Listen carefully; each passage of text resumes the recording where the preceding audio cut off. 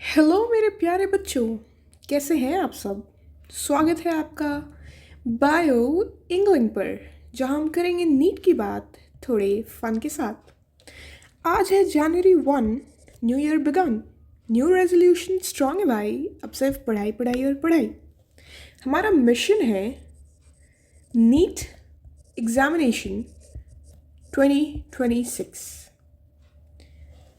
अभी हमारे पास लगभग 120 डेज है और इन 120 दिनों में मैं यही रहूँगी आपको पढ़ाने के लिए, रिवाइज कराने के लिए और कॉन्सेप्ट्स एकदम दिमाग में डालने के लिए। तो बिना टाइम वेस्ट किए हुए हम लोग स्टार्ट करते हैं अपनी एक नई सीरीज़ जिसका नाम है एनसीईआरटी हाईलाइट सीरीज़, जिसमें मैं आपके लिए एनसीईआरटी की हर लाइन को line by line I am going to decode every single line of the NCERT. Today we are starting with unit number 1. तो यूनिट 1 में आपके पास में 4 अलग अलग चैप्टर्स हैं: living world, biological classification, plant kingdom और एनिमल किंगडम। क्योंकि आज है जनवरी 1 तो हमारा टारगेट रहेगा लिविंग वर्ल्ड। 2 को biological classification, yes stay tuned. January 3 plant kingdom and Jan 4 animal kingdom. Okay, so let's begin. But before that, make sure कि आपके पास में लेटेस्ट एनसीईआरटी हो, ताकि आप कोई भी कॉन्सेप्ट को मिस ना करें। ठीक है? ओके। तो बायोलॉजी क्या है भाई? बायो का मतलब होता है लिविंग और ओलॉजी का मतलब होता है स्टडी।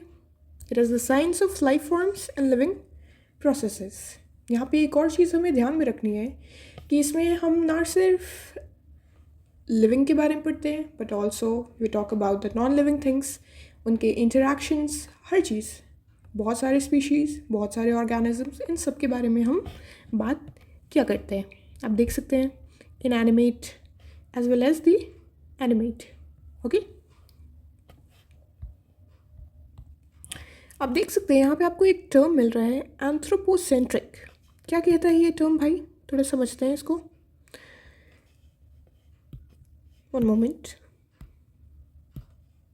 या ये 2 अलग अलग टर्म से मिल के बना हुआ है। पहला है एंथ्रोपो और दूसरा है centric. Anthropo word refers to human या फिर मैनकाइंड, एंड सेंट्रिक का मतलब है सेंटर्ड या फिर फोकस्ड। यानी कि हम बहुत सारी स्पीशीज़ के बारे में बात तो करते हैं, लेकिन हम ह्यूमन बींग्स को सबसे सेंटर पे कंसिडर करते हैं। Also we talk about systematics and monumental description of life forms.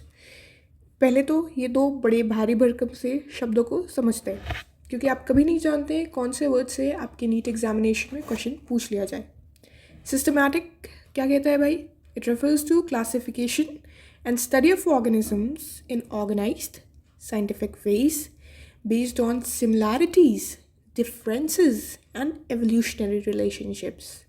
और monumental description क्या रेफर करता है भाई? It refers to huge body of work involved in carefully designing millions of organisms. यानी कि यहाँ पे बहुत ज़्यादा फोकस के साथ में, बहुत ज़्यादा डिस्क्रिप्टिव वे में आपने डिफाइन किया है किसी भी चीज़ को। ठीक है, यहाँ तक समझ में आ गया होगा आई गेस सो। बात करते हैं कि ये हुआ कैसे। How did this became possible? This became possible only with the steps of modern taxonomy, okay, which includes identification, nomenclature and classification, but not necessarily in this particular order. So let's see what are the steps of modern taxonomy.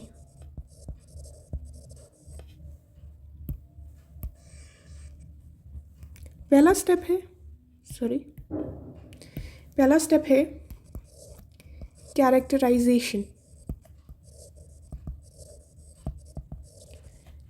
Next identification,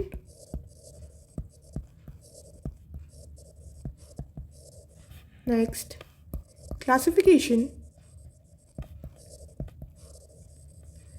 and ultimately nomenclature. किसी भी term से आपको घबराने की ज़रूरत नहीं है, आप फ़िलहाल बस इसे याद रखिए with in mnemonic chicken. Okay, CH I C and N. इन चारों वर्ड्स के बारे में, ये जो यहाँ पे 4 लिस्टेड वर्ड्स हैं, इनके बारे में हम upcoming sections of the chapter में पढ़ेंगे. ओके, एक और स्टेटमेंट आपको यहाँ पे मिलेगा that says the biggest spin of such studies was the recognition of the sharing of similarities among living organisms both horizontally and vertically. इसका क्या मतलब है कि आप शेयर कर रहे हैं सिमिलैरिटीज़ को हॉरिजॉन्टली से क्या समझते हैं. यानी कि जब हम आगे पढ़ेंगे तब हम देखेंगे कि अलग अलग टैक्सोनॉमिक लेवल्स में हम जब सेम टैक्सोनॉमिक लेवल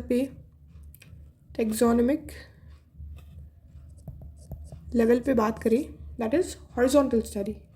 लेकिन वहीं पे जब आप अलग अलग यानी कि डिफरेंट लेवल्स पे बात करें, कैसे डिफरेंट लेवल्स हो सकते हैं, आप एवोल्यूशन टाइम को कंसिडर करिए, एवोल्यूशनरी टाइम्स को, और उसके बाद में हम बात कर सकते हैं. और कोई भी ऑर्गेनिज्म ना इंडिपेंडेंट नहीं होता है. हर कोई, जितने भी ऑर्गेनिज्म हैं, जो कोई भी इस धरती पे रह चुका है या था, वो हर किसी से डिपेंडेंट है, या तो डायरेक्टली या तो indirectly. Every single organism that has ever lived is dependent on each other, whether directly or indirectly.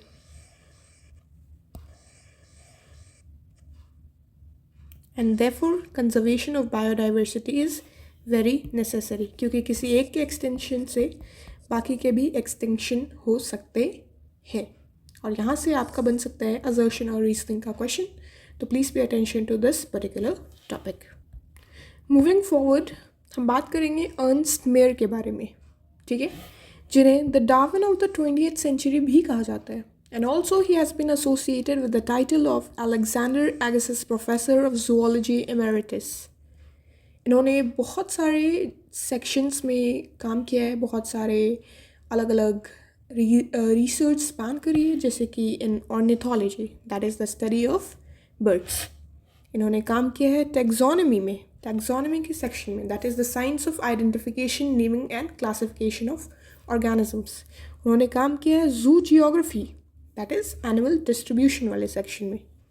और एवोल्यूशन क्या है, जो ग्रेजुअल चेंजेस होते हैं ना, generation after generation, which ultimately leads to the formation of a new species. And systematics, oh my God, ये तो बहुत इंपॉर्टेंट टर्म, इसको आप थोड़ा सा ध्यान से समझिएगा. What does systematics stands for? What is systematics? It is the study of diversity of organisms. क्या यहीं तक सिर्फ है? नहीं, बहुत बच्चे सिर्फ यही कंसिडर करते हैं, study of diversity of organisms, but they forget a very important line, that is, and their evolutionary relationships, कि ancestrally वो कैसे related थे, ये बहुत important है, very important. Okay, and also he has worked on the origin of species diversity and also gave the definition of biological species. क्या है भाई biological species? What are species? ऐसे organisms जो आपस में इंटरब्रीड कर सकते हैं, जो फर्टाइल यंग वंस को प्रोड्यूस कर सकते हैं. Also associated with the title of triple crown of biology, क्योंकि उन्हें 3 डिफरेंट प्राइजेस मिले थे. याद रखिएगा इस पॉइंट को भी. Okay, moving forward, starting with the living world. आपने कभी ये चीज़ नोटिस करा है कि हमारे पास में कितने एक्स्ट्राऑर्डिनरी हैबिटेट्स हैं, पहाड़ हैं, जंगल हैं, ओशन है, समुंदर है, कितनी सारी चीज़ें हैं, और उसमें कितने भिन्न भिन्न प्रकार के स्पीशीज़ रहते हैं, ऑर्गेनिजम्स रहते हैं. और उनके बीच में कितने सारे इकोलॉजिकल कॉन्फ्लिक्ट्स होते हैं और कोऑपरेशंस भी होते हैं, लेकिन फिर भी they exist. There is a vast variety of it, जिसे हम कहते हैं बायोडाइवर्सिटी। आपने कभी ये सोचा है कि सेल के अंदर मॉलिक्यूलर ट्रैफिक कितना अच्छा ऑर्गेनाइज्ड होता है? आप अगर बात करते हैं सेल सॉर्टिंग प्रोटीन सॉर्टिंग की या फिर पैकेजिंग की, अलग अलग ऑर्गेनल्स कैसे अलग अलग फंक्शनिंग परफॉर्म करते हैं। Isn't it so great? So it is because there is a diversity at the level of cell, diversity at the level of species, and today we are going to deal with that particular diversity. और ये diversity कैसे आया? छोटे में तो हो नहीं सकता, इसलिए हमारे पास में लार्ज वैरायटी। कुछ ऐसे ऑर्गेनिजम्स हैं जिन्हें हम डायरेक्टली देख सकते हैं, कुछ ऐसे हैं जिन्हें हम नेकेड आई से नहीं देख सकते हैं, फिर भी वो हमारे आसपास में। ठीक है, अगर आप अपने देखने का जो रेंज है, if we increase the area of our observation, the range in variety of organisms also increases. और इसी से एक कॉन्सेप्ट आता है जिसे आप कहते हैं स्पीशीज़ एरिया रिलेशनशिप। याद रखिएगा इस पॉइंट को, बहुत इंपॉर्टेंट है एग्जाम पॉइंट ऑफ व्यू से। दैट मीन्स कि जैसे जैसे आप एरिया बढ़ाते जाते हैं, जैसे जैसे एरिया बढ़ता जाता है, वैसे वैसे स्पीशीज़ का नंबर भी बढ़ता जाता है। If you remove the proportionality sign, you'll get this, okay, जहाँ पे C और Z are constants. Moving forward, हमने बात करी डाइवर्सिटी की, क्योंकि ये लिविंग ऑर्गेनिज्म से रिलेटेड है, इसीलिए कहेंगे biodiversity. Almost 1.7 to 1.8 million species are there, जिन्हें अब तक हम पता कर पाएँ, और ना जाने ऐसे कितने हैं that are still waiting to be discovered. Biodiversity अगर आप वर्ड को स्प्लिट करते हैं तो it comes from 2 different words. Bio का मतलब होता है लिविंग, और डाइवर्सिटी का मतलब होता है वैरायटी। ओके, और ऐसा नहीं है कि बायोडाइवर्सिटी की खोज ख़त्म हो गई या बायोडाइवर्सिटी अब लिमिट हो गया।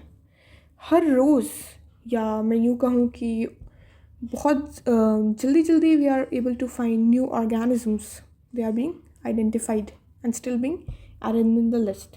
There are millions of plants and animals in the world, जिनके कुछ लोकल नेम्स होंगे, कुछ साइंटिफिक नेम्स होंगे, कुछ अलग अलग नेम्स हो सकते हैं, इंग्लिश नेम हो सकते हैं, लैटिन नेम हो सकते हैं, डिफरेंट लैंग्वेजेस में डिफरेंट नेम हो सकते हैं।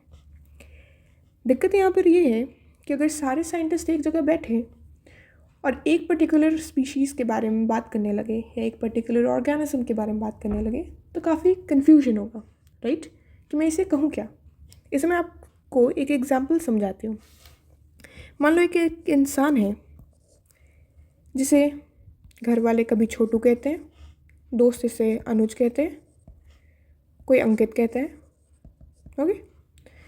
हर कोई इसे अलग अलग नाम से बुलाता है, पर यह है तो एक ही इंसान, इसके नाम भले अलग अलग है। अब ये इंसान बोले, इंसान नंबर 1 कि नहीं ये तो छोटू है। इंसान 2 बोले अरे ये तो अनुज है भाई। इंसान 3 बोले नहीं ये तो अंकित है। जैसे आप निकनेम्स रखते हैं ना, वैसे ही हमारे पास में लोकल नेम्स या वर्नल नेम्स होते हैं। तो इसी कन्फ्यूजन को मिटाने के लिए हमने क्या करा, हमने इस नेमिंग की प्रोसेस को ही स्टैंडर्डाइज कर दिया। कैसे स्टैंडर्डाइज करा?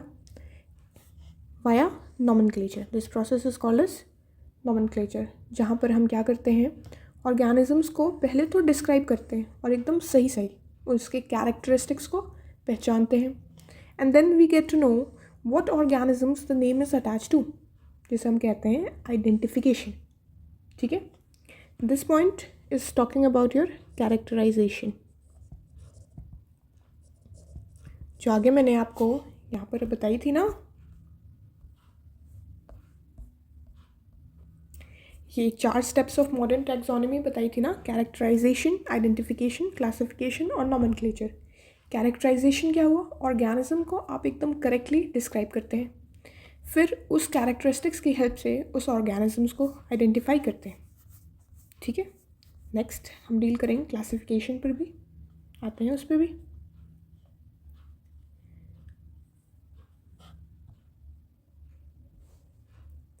तो सारे साइंटिस्ट ने एक जगह बैठक करी और उसके बाद में सबका नाम रखना स्टार्ट करा।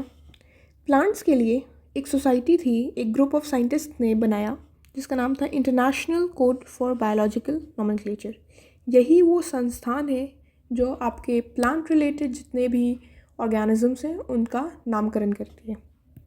आप एनिमल्स के लिए फिर पूछेंगे कौन है, तो एनिमल्स के लिए we have international code for zoological nomenclature ICZN। ठीक है, और इसके वजह से कन्फ्यूजन होगा दूर, क्योंकि अब हर ऑर्गेनिज्म के पास में सिर्फ और सिर्फ होगा एक ही नाम, और हम इस नाम के हेल्प से आइडेंटिफाई कर पाएंगे, और दूसरे किसी भी ऑर्गेनिज्म को सेम नाम नहीं दिया जाएगा। हर नाम में जैसे आपका फर्स्ट नेम और लास्ट नेम होता है, उसी तरीके से यहाँ पे हम बाइनोमियल नोमेनक्लेचर को फॉलो करते हैं। ये कार्लस लिनियस साहब ने दिया था, जिसमें हम क्या करते हैं, नाम के दो कंपोनेंट्स रखते हैं। पहला जेनेरिक नेम जो जीनस को रेफर करता है, और दूसरा specific epithet that is referring to the species, जिसमें आपको एक एग्जांपल से समझाती हूँ। आप देख सकते हैं यहाँ पर है Mangifera indica.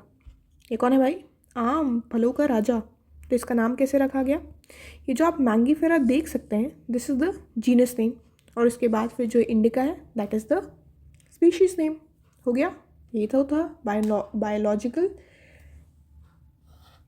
biological way of naming via the binomial nomenclature.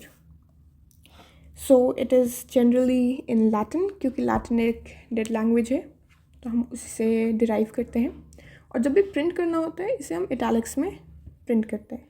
लेकिन लिखने वक्त हम कैसे लिखते हैं, जो फर्स्ट वर्ड है उसको आप क्या करते हैं, कैपिटल लेटर से स्टार्ट करते हैं। जैसे कि आप लिखना चाहेंगे genus, G capital followed by ENUS सारे स्मॉल, फिर आप गैप देंगे, स्पेस रखेंगे between the first and the last part, फिर आप स्पीशीज़ छोटे S से स्टार्ट करेंगे, छोटे अल्फ़ाबेट से, एंड स्पीशीज़ दोनों को सेपरेटली अंडरलाइन करेंगे। Okay, first word represents the genus while the second component represents the specific epithet. The word and biological name when handwritten are separately underlined. देखिए हमने दोनों को separately underline करा है यहाँ पर, इसे अलग करा और इसे अलग करा, और जब प्रिंट करना होता है तब उसे इटैलिक्स में प्रिंट करते हैं। Also, the first word denoting the genus starts with a capital letter. Same represented above, देखिए कैपिटल से स्टार्ट हुआ, और द स्पेसिफिक एपिथेट जो है वो स्मॉल लेटर से स्टार्ट होता है। ठीक है, अब यहाँ पे एक और कॉन्सेप्ट आता है कि अगर कोई ऑथर है उसका नाम आपको ऐड करना है, तो आप कैसे ऐड कर सकते हैं? नेम ऑफ द ऑथर जो है वो स्पेसिफिक एपिथेट के बाद ऐड कर सकते हैं, पहले नहीं, आफ्टर द स्पेसिफिक एपिथेट। जैसे कि मैंगीफेरा इंडिका जो था वो लिनियस साहब ने डिस्क्राइब करा था फर्स्ट टाइम, तो हम उनके नाम पे कैसे लिखेंगे? मैंगीफेरा इंडिका एंड लिन। ये जो लिन है यहाँ पे, this represents the name of the author. ये अब्रीविएटेड फॉर्म में रहता है, याद रखिएगा इस पॉइंट को, अब्रीविएटेड फॉर्म में, पूरा नहीं लिख देते हैं। ठीक है, क्योंकि सारे के सारे ऑर्गेनिज्म को एक एक करके डिस्क्राइब करना, डिफाइन करना बहुत ज़्यादा मुश्किल है। It's almost nearly impossible to study all the living organisms together. Therefore, we classify them into different categories. और यही था हमारा फोर्थ स्टेप, राइट? नॉमेनक्लेचर जो था आपका फोर्थ स्टेप, उससे पहले आप क्या करते थे? क्लासीफाई करते थे। Classification is the process by which anything is grouped into convenient categories based on some easily observable characters. जैसे कि मैं कहूँ कुत्ता, बिल्ली, चूहा, इंसेक्ट, ये सारे अलग अलग क्या है? ग्रुप्स हैं। कैसे पहचान सकते हैं? उनके पास में कुछ ऐसे ऑब्जर्वेबल कैरेक्टरिस्टिक्स होंगे जिनसे हम उनको ग्रुपिंग कर देते हैं, और ग्रुप करने के बाद में उसको एक जगह पर डाल देते हैं। इसी ग्रुप को आप साइंटिफिकली क्या कहते हैं? टैक्सा। ठीक है। जैसे कि एनिमल हो गया, मैमल हो गया, डॉग हो गया, ये सारे क्या करते हैं, रिप्रेजेंट करते हैं आपके टैक्सा, बट डिफरेंट लेवल्स पे। हम आगे बढ़ेंगे, ठीक है। बस वी जस्ट स्टडीड अबव, ये मैंने आपको बताया कि टैक्सोनॉमी क्या चीज़ है। It is the process of classification. और क्लासीफाई हमने कैसे करा, मैंने आपको 4 स्टेप्स बताए थे। क्या 4 स्टेप्स है? Characterisation, identification, classification and nomenclature. ये सीक्वेंस को याद रखिएगा, ठीक है। 1, 2, 3 एंड 4। किसी भी ऑर्गेनिज्म को क्लासिफाई करने के लिए, एक टैक्सॉन में डालने के लिए आपको क्या क्या देखना पड़ेगा? उसका एक्सटर्नल फीचर्स, उसका internal structures, along with the structure of the cell, developmental processes, ecological information and other essential informations as well. और आपको अगर लगता है कि ये अभी हम लोग इतने पढ़ लिखने के बाद ये टैक्सोनॉमी वाले कॉन्सेप्ट पे आ रहे हैं, तो ऐसा बिल्कुल नहीं है। ये कोई नया कॉन्सेप्ट नहीं है, ये हम ह्यूमन बीइंग्स बहुत पहले से फॉलो करते आ रहे हैं। उस वक्त जो हमारी ज़रूरत थी उसके बेसिस पे ये काम करते थे। और उस वक्त क्या ज़रूरत थी हमारी? Food, clothing and shelter. ये तो थी हमारी अर्लीस्ट नीड्स, और यही था हमारा अर्लियर बेसिस ऑफ क्लासिफिकेशन या टैक्सोनॉमी में कैसे आप कैरेक्टराइज करते हैं। और एज ह्यूमन बीइंग्स हम काफ़ी क्यूरियस बंदे हैं, ठीक है। हम ना सिर्फ इंटरेस्टेड हैं ये जानने में कि कितनी डाइवर्सिटी है, बट ये भी जानने में कि क्या सिमिलैरिटीज़ हैं, क्या रिलेशनशिप है हमारे एक दूसरे के साथ। और ये रिलेशनशिप हम किस टर्म्स में बात कर रहे हैं? ये रिलेशनशिप हम बात कर रहे हैं एवोल्यूशनरी टर्म्स में। और इसके लिए एक नई ब्रांच बनाई गई जिसको आप कहते हैं सिस्टमैटिक्स, जिसे मैंने आपको स्टार्टिंग में ही समझाया था। वहाँ पे मैंने आपको एम्फेसाइज भी कराया था इस पॉइंट पे, ठीक है। Systematics is derive from the Latin word systema, जिसका मतलब होता है सिस्टमिक अरेंजमेंट। लिनियस ने यूज़ करा था फर्स्ट टाइम इस वर्ड को अपने पब्लिशिंग में, Systema नेचुरी, for the title of his publication, and it also takes into account the evolutionary relationship between organism. NCERT की दिक्कत पता है क्या है? ये सेम पॉइंट वो ऊपर भी बोल सकता था। देखिए, ये सेम पॉइंट वो ऊपर भी बोल सकता था, ये एवोल्यूशनरी वाला कॉन्सेप्ट, बट एक पॉइंट यहाँ देगा और एक पॉइंट यहाँ देगा। कभी भी डॉट्स को कनेक्ट करेगा नहीं, और एग्ज़ाम में डॉट्स को कनेक्टेड फॉर्म में पूछ लेगा। तो इसके लिए मैं आपकी बिल्कुल हेल्प कर सकती हूँ। आई connect the dots for you. Okay, बात करते हैं टैक्सोनॉमिक कैटेगरीज़ की। तो जब आप क्लासिफाई करते हैं तो ये एक सिंगल स्टेप में नहीं किया जा सकता है, बल्कि इसमें बहुत सारे स्टेप्स की ज़रूरत पड़ती है। हायरार्की ऑफ स्टेप्स, जहाँ पर हर स्टेप क्या रिप्रेजेंट करता है? इट रिप्रेजेंट्स अ रैंक और अ कैटेगरी, जिसे हम कहते हैं टैक्सोनॉमिक कैटेगरी या फिर टैक्सोनॉमिक हायरार्की, जहाँ पर हर कैटेगरी रेफ़र करती है एक यूनिट ऑफ क्लासिफिकेशन को, और जिसे ही हम टैक्सॉन कहते हैं।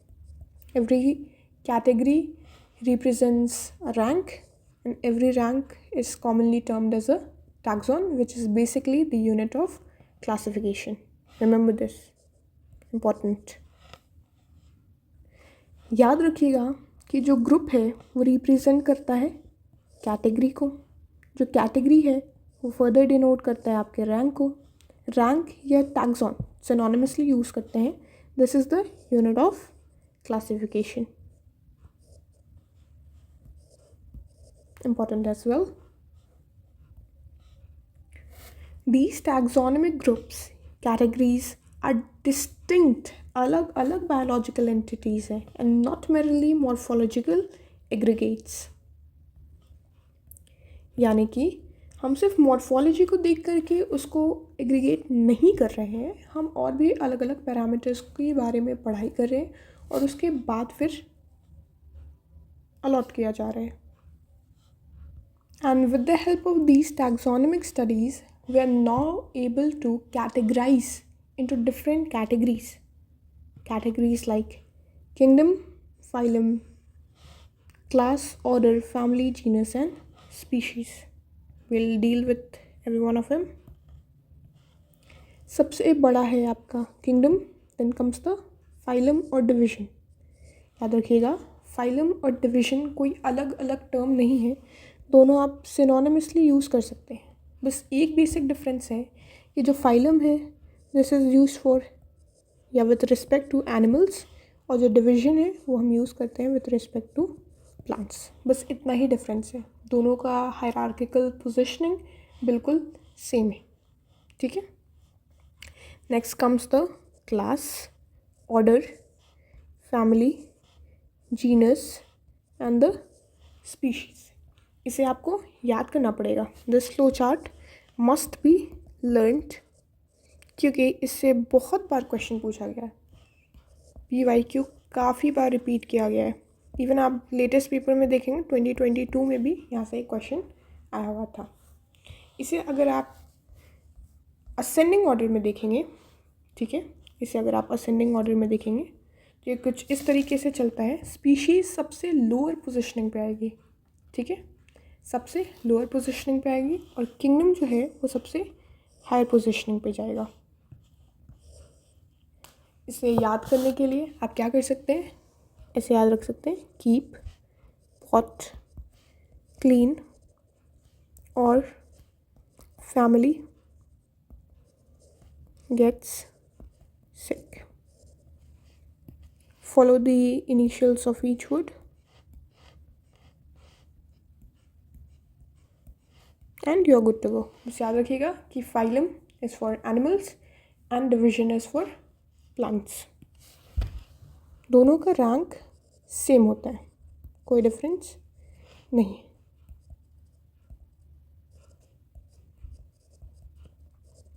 जैसे जैसे आप ऊपर की तरफ जाएंगे ना, जैसे जैसे आप ऊपर की तरफ ऐसे मूव करते जाते हैं, आपकी जो सिमिलैरिटी है वो कम होती जाती है. अगर सिमिलैरिटी कम होती जाती है, यानी कि जो स्पीशीज़ है इस लेवल पर, at the level of the species, आपको सबसे ज़्यादा सिमिलैरिटी मिलेगी. और जैसे जैसे आप दूर जाएंगे आपको लीस्ट सिमिलैरिटी मिलेगी. याद रखिएगा इस पॉइंट को भी. तो वापस चलते हैं अपने स्पीशीज़ वाले कॉन्सेप्ट पर. आप किसी भी ऑर्गेनिज्म को अलग अलग जो भी आपके कैटेगरीज हैं उसमें क्लासिफाई करेंगे तो कैसे करेंगे. आप ये क्वेश्चन पूछेंगे ना कि हाँ मैं कैसे करूँ भाई, उसके लिए मुझे क्या क्या चीज़ों की ज़रूरत है, what are the basic requirements. आप इसका तो बिल्कुल सवाल करेंगे. तो उसके लिए आपको पता होना चाहिए उसके कैरेक्टर्स के बारे में, और पता होने चाहिए उसकी सिमिलैरिटीज़ और डिससिमिलैरिटीज़ के बारे में between the same kind of organism as well as the other kind of organisms. और फिर उसको आप अलग अलग कैटेगरीज में कैटेगराइज कर सकते हैं, बिल्कुल आसानी से कर पाएंगे आप. यहाँ पर हम स्टार्ट करते हैं स्पीशीज़. बिल्कुल ईजी है. स्पीशीज़ में किसको डालेंगे, एक ऐसे ग्रुप ऑफ इंडिविजुअल को जो कि फंडामेंटल सिमिलर हो, जो कि डिस्टिंक्ट मॉर्फोलॉजिकल डिफरेंसेस रखते हैं, उनको आप अलग अलग कैटेगरी में डालेंगे. आपको देखकर ही समझ में आना चाहिए ना. आप उसके मॉर्फोलॉजी यानी उसके एक्सटर्नल फीचर्स को ही देखकर आप डिफ्रेंशिएट कर पाए, तभी कहलाएंगे कि वो अलग अलग स्पीशीज़ को बिलोंग करते. अब यहाँ पर एक ट्विस्ट नहीं कहूँगी, आपको थोड़ा एम्फेसाइज करना पड़ेगा कि हर जीनस में एक या एक से ज़्यादा स्पीशीज़ हो सकते हैं. जैसे कि पैंथेरा लियो भी हो सकता है. Panthera leo is lion. लेकिन वहीं पे अगर आप टिग्रिस यूज़ करें, this is for lion but tigris is for tiger. वहीं पे आप क्या यूज़ करें, अगर सोलेनम ट्यूबरोसम यूज़ करें, if you are using Solanum tuberosum it is referring to potato, but if you are using Solanum nigrum it is referring to black nightshade, या फिर आप कहेंगे सोलनम मेलॉन्जिना, तो ये रेफ़र करता है ऑबरजीन को। ऑबरजीन तो खाया होगा आप सबने। ह्यूमन का क्या साइंटिफिक नेम है? Human beings are scientifically called as Homo sapiens. Species समझ में आ गया। उसके आगे का कॉन्सेप्ट बिल्कुल ईजी है, बिल्कुल हलवा है। जो हमने फ्लो चार्ट पढ़ा बस उसी के अलॉन्ग चलते जाना है। जीनस क्या है? स्पीशीज़ के ऊपर आता है, तो आप कहेंगे कि ग्रुप ऑफ रिलेटेड स्पीशीज़ है जिसके पास में more characters in common in comparison to species of other genre, right. या फिर आप सिंपल भाषा में कह सकते हैं कि एग्रीगेट है क्लोजली रिलेटेड स्पीशीज़ का। इनके पास में क्या होते हैं? कॉमन फीचर्स होते हैं, ठीक है। नेक्स्ट एक लेवल ऊपर जाइए तो हम पहुंचेंगे फैमिली के पास में। फैमिली क्या है भाई? फैमिली क्या है, कोई बता सकता है? फैमिली है ग्रुप ऑफ रिलेटेड जॉनर्स, या फिर जेनरास, यानी कि अलग अलग जीनस के बारे में हम बात करें यहाँ पे। इनके पास में still they have less number of similarities as compare to genus and species. मैंने ये बात आपको पहले भी कही थी कि जैसे जैसे आप ऊपर जाते जाएंगे वैसे वैसे सिमिलैरिटी कम होती जाएगी। किसी को भी एक फैमिली में असाइन करने के लिए आपको क्या करना पड़ेगा? You have to consider the vegetative as well as the reproductive stage, दोनों। क्योंकि अगर आप ऐसा नहीं करते हैं तो अगर आप सिर्फ वेजिटेटिव स्टेट देखेंगे या सिर्फ रिप्रोडक्टिव स्टेट देखें तो दोनों के बेसिस पे आप उसको अलग अलग कैटेगरी में डाल सकते हैं, अलग अलग फैमिली में डाल सकते हैं, लेकिन है तो वो एक ही के लिए, तो इसीलिए आप दोनों स्टेट को कंसिडर करेंगे। जैसे कि यहाँ पे एक एग्जांपल गिवन है कि सोलनम, पिटूनिया और धतूरा, ये सारे के सारे एक ही फैमिली को बिलोंग करते हैं, दैट इज़ फैमिली सोलानेसी। याद रखिएगा इस पॉइंट को। ऐसे ही जो पैंथेरा है जिसमें कि आपका लायन, टाइगर, लेपर्ड आता है, is put under the genus Felis, जिसमें कैट आता है। तो बोलते हैं ना कि कैट और पैंथर या लायन या टाइगर ये सारे एक ही फैमिली को बिलोंग करते हैं। कि लायन क्या है? एक बड़ी सी बिल्ली ही तो है। क्यों ऐसा कहते हैं? क्योंकि they belong to the same family. वैसे आपको दो अलग अलग फैमिलीज़ का नाम याद रखना है, that is Felidae and Canidae. What is Felidae? Felidae is the cat family and Canidae is the dog family. याद रखने के लिए याद रखिएगा, सी और C won't come together, okay. Next will be talking about order.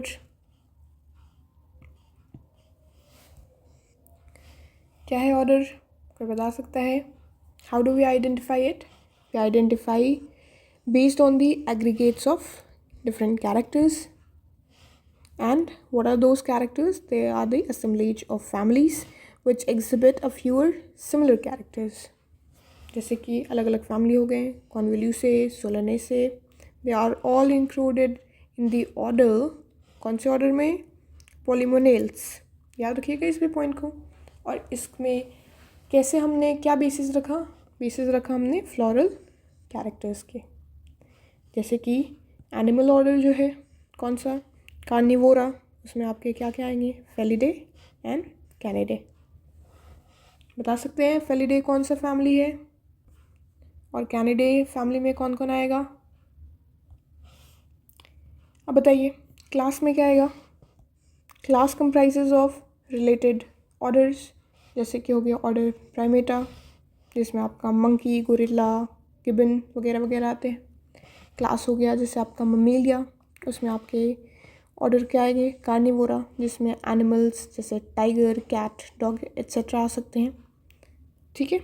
उसके बाद हम बात करते हैं फाइलम की। फाइलम में कौन आता है भाई? फाइलम में आपके अलग अलग क्लास के ऑर्गेनिजम्स आ सकते हैं, डिफरेंट क्लास के, ठीक है। जैसे कि आप बात कर सकते हैं fish, amphibia, reptilia, birds, mammals, ये सारे के सारे किस फाइलम में बिलोंग करते हैं? कौन से फाइलम में बिलोंग करते हैं बता सकते हैं आप? They all belong to the phylum Chordata. कैसे डिवाइड करा इनको? Based on some common features, जैसे कि प्रेजेंस ऑफ नोटोकॉर्ड हो गया या फिर डॉर्सल हॉलो न्यूरल सिस्टम हो गया। इसके बेसिस पे इन्हें हमने कॉर्डेटा फैमिली में डाला। अगर आप थोड़े कंफ्यूज हैं इन टर्म से या फिर मिलिटराइज नहीं है तो प्लीज़ वेट फॉर चैप्टर 4, वहाँ पे हम डिटेल्ड स्टडी करेंगे इन सारे टॉपिक के बारे में। That is animal kingdom. Okay, और प्लांट में ये तो मैंने आपको बताया कि इसे हम डिवीजन कहते हैं। नेक्स्ट जो सबसे टॉप पे बिलोंग करता है that is kingdom.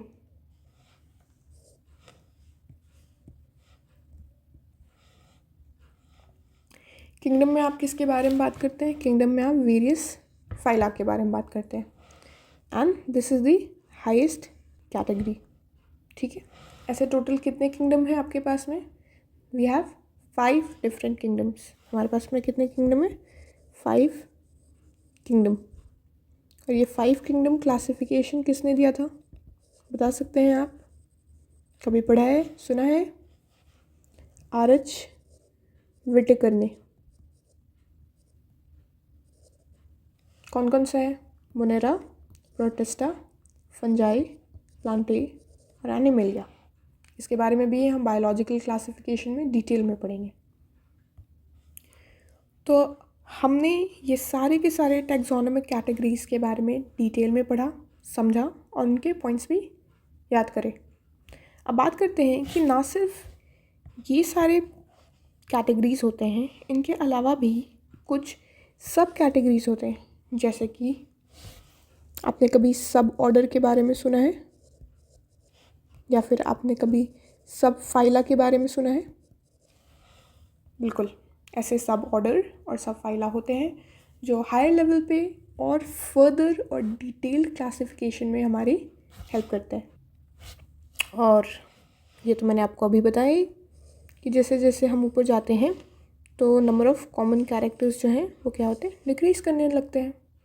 Just what I mention over here, common characters और सिमिलैरिटीज़, ये तो हम सिनोनिमसली ही तो यूज़ कर रहे हैं इन टर्म्स को। आपके पास में एक टेबल मिलेगा, ये टेबल बहुत ज़्यादा इम्पोर्टेंट है। This is a must learn. इससे हमेशा क्वेश्चंस पूछे जाते हैं, क्वेश्चन आएगा तो इससे ही आएगा। ठीक है, दिस इज़ वेरी इंपॉर्टेंट। यहाँ पे जैसे मैं आपको मैन का एग्जांपल के बताती हूँ। मैन का बायोलॉजिकल नेम क्या है? होमो सेपियंस। हमने क्या पढ़ा था? पहले हम जीनस नेम लिखते हैं, फिर स्पीशीज़ नेम लिखते हैं। जीनस का first alphabet capital followed by small alphabets, फिर थोड़ा स्पेस होता है, फॉलोड बाय स्पीशीज़ का नाम। स्पीशीज़ में पहले आप स्मॉल अल्फ़ाबेट से स्टार्ट करते हैं and then you separately underline them. Okay, तो ये रहा उसका जीनस नेम और ये रहा उसका स्पीशीज़ नेम। यहाँ तक कोई दिक्कत है? नहीं। जीनस के बाद में है आपका family. Family is Hominidae. Next, what is the order? Primata, class Mammalia and phylum Chordata and kingdom animalia. Done. तो इसी तरीके से आप हाउस फ्लाई के लिए, मैंगो के लिए, वीट के लिए सबका देखेंगे। कोई कन्फ्यूजन होगा तो प्लीज़ कमेंट सेक्शन में मुझसे पूछ सकते हैं। Please feel free to ask. Okay, summarise करते हैं कि आज हम लोगों ने क्या पढ़ा। हम लोगों ने पढ़ा कि जो लिविंग वर्ल्ड है वो काफ़ी रिच इन वैरायटी है और हमारे पास में मिलियंस ऑफ ऑर्गेनिजम्स है जो अभी तक हमने आइडेंटिफाई कर लिए हैं। लेकिन क्या यहाँ पे मैं फुल स्टॉप लगा दूँगी या हम फुल स्टॉप लगा देंगे? नहीं, क्योंकि अभी भी बहुत लार्ज नंबर बाकी है जो हम खोज नहीं पाए। It's unknown to us. The organisms can vary based on the size, color, habitat, physiology, morphology, all these features. Okay, जो हमें ये हेल्प कराते हैं जिससे हम उन्हें डिफाइनिंग कैरेक्टर्स कह सकते हैं या फिर नहीं। फर्दर स्टडी के लिए, आगे अच्छे से पढ़ने के लिए हमने कुछ रूल्स बनाए, कुछ प्रिंसिपल्स बनाए, आइडेंटिफिकेशन के लिए, नॉमेनक्लेचर के लिए, क्लासिफिकेशन के लिए। किसका? किसी भी ऑर्गेनिज्म का। हमने टैक्सोनॉमी के बारे में बात करी। इससे क्या बेनिफिट होगा? टैक्सोनॉमिक स्टडी से क्या बेनिफिट होगा? बेनिफिट होगा आपके एग्रीकल्चर में, फॉरेस्ट्री में, इंडस्ट्री में और ऐसी जनरल नॉलेज आपके बायो रिसोर्सेज के लिए। तो याद रखिएगा इस भी पॉइंट को कि क्या यूजेस है। आइडेंटिफाई करने के लिए, नाम रखने के लिए, क्लासिफाई करने के लिए आपने क्या करा? अलग अलग इंटरनेशनल कोड्स रखे। कैसे इंटरनेशनल कोड्स? जैसे हो गया ICBN, ICZN। इसमें IC stands for international code, international code of biological nomenclature, international code of zoological nomenclature. So based on the resemblance and distinct differences, each organism is identified and assigned a correct scientific या biological name comprising two words as per the biological nomenclature. किसने दिया था ये आप मुझे comment section में बताइएगा.